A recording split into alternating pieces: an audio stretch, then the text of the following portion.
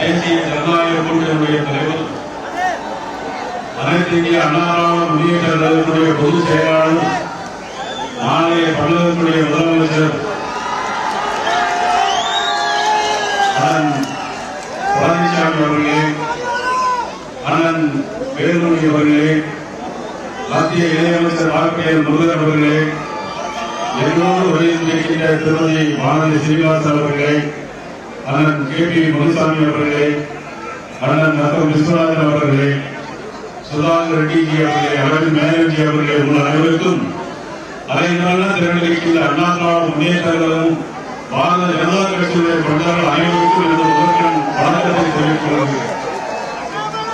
மாண்புமிகு பாரத பிரதமர் நரேந்திர மோடி அவர்கள், மாண்புமிகு உள்துறை அமைச்சர் அமித்ஷா அவர்கள், ஜே.பி. நட்டா அவர்களுடைய மற்றும் தேசிய ஜனநாயக கூட்டணி நமது அண்ணன் இபிஎஸ் அவர்கள் எல்லோரும் இணைந்து மீண்டும் மக்களை காப்போம், தமிழகத்தை மீட்போம் என்று ஓரணியில் இப்பொழுது திரண்டிருக்கிறார்கள்.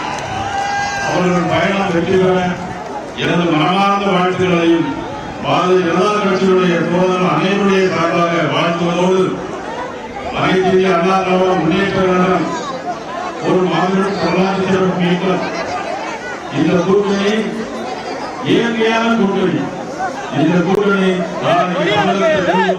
தேசிய ஜனநாயக கட்சி ஆட்சி அமைப்பதை சொல்லி தமிழகம் முழுவதும் பாரதிய ஜனதா கட்சியுடைய தொண்டர்கள் அனைவரும் அண்ணன் இபிஎஸ் அவர்கள் எங்கெல்லாம் போகிறார்களோ அங்கெல்லாம் குறைவிற்கு ஆதரவோடு இருக்க வேண்டும் என்று அன்போடு கேட்டு வருகின்ற அனைவருக்கும் எனது மனமார்ந்த வாழ்த்துக்களையும் நன்றிகளை தெரிவித்து மீண்டும் ஒருமுறை இருந்தாலும் மறைந்தாலும் பேர் சொல்ல வேண்டும், இவர்களோடு யாரென்று ஊர் சொல்ல வேண்டும் என்று வாழ்ந்து முறைந்த ஒப்பந்தத்தில் எம்ஜிஆர் இயக்க அற்புதமான இயக்கம். இந்த இயக்கத்தின் கூட்டணி இன்றைக்கு வெறும் வெற்றி பெறும். வாழ்த்துக்கள். நன்றி, வணக்கம். பிளே ஸ்டோர் மற்றும் ஆப் ஸ்டோரில் இருந்து பாலிமர் செயலியை QR கோடு மூலம் பதிவிறக்கம் செய்யுங்கள். செய்திகளை உடனுக்குடன் பெறுங்கள்.